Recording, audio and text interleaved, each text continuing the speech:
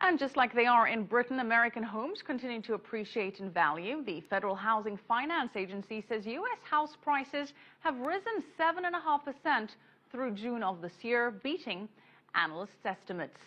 And joining us now with more on the housing market is Tanya Markiel. She's live from Phoenix, Arizona, and Tanya is the CEO of Team Investments. Thanks for joining us again, Tanya. Thanks for having me. Well, as we said, housing prices are up 7.7% in the year to June from 2012. What's driving these increases? Well, there's a lot of good housing data out right now. When you look at housing prices, yes, they've gone up. But you look at existing home sales, which also came out last week, and it's up 6.5% from last month, 17% from last year. So it's really a supply and demand type of thing. The supply for houses in the United States is down to 2007 levels.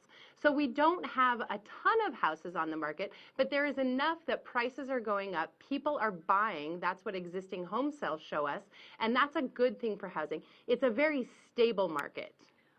Mortgage rates have been relatively stable at historic lows, but they have been creeping up lately. How is that affecting the market?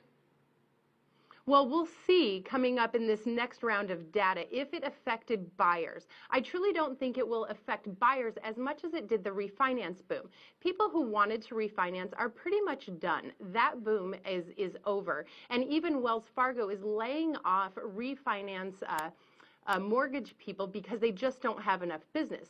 But with that little tick in interest rate, what we really need to understand is it doesn't affect buyers as much. If a buyer was buying a $260,000 home and the interest rate goes up 0.5%, it really just drops that buy price down to $250,000. That can be negotiated out of a deal. Now, when we hit 6%, that $260,000 home goes all the way down to $180,000. Now there's a discrepancy in what you can buy.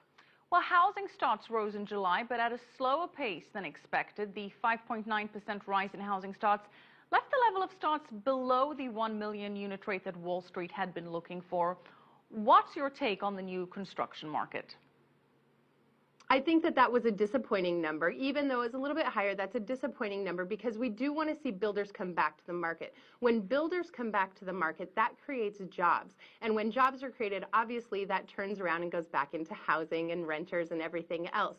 So the fact that that number was low was disappointing, but I do think that it's stable. When we see those big upswings like you're seeing in London, that's when it gets a little bit scary, or like we did in 2006 and 2007, because it does mean that it's unsustainable. And we need sustainable housing. We need good rental incomes, which we have right now. We have a lot of investors in this market. Another little bit scary thing is the personal family home buyers really aren't or the first-time home buyers aren't in this market as much as they were. We like to see 40%.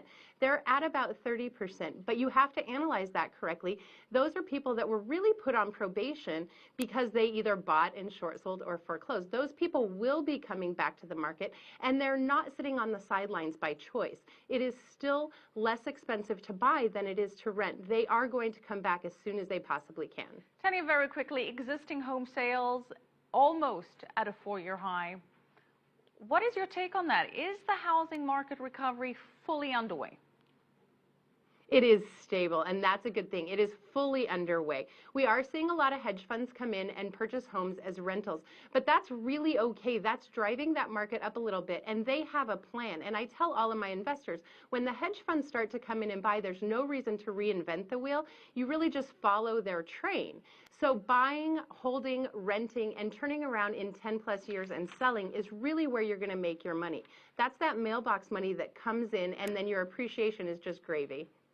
All right, we're going to have to leave it there. Thank you so much for your insights. Tanya Markiel, CEO of Team Investments, joining us live from Phoenix, Arizona.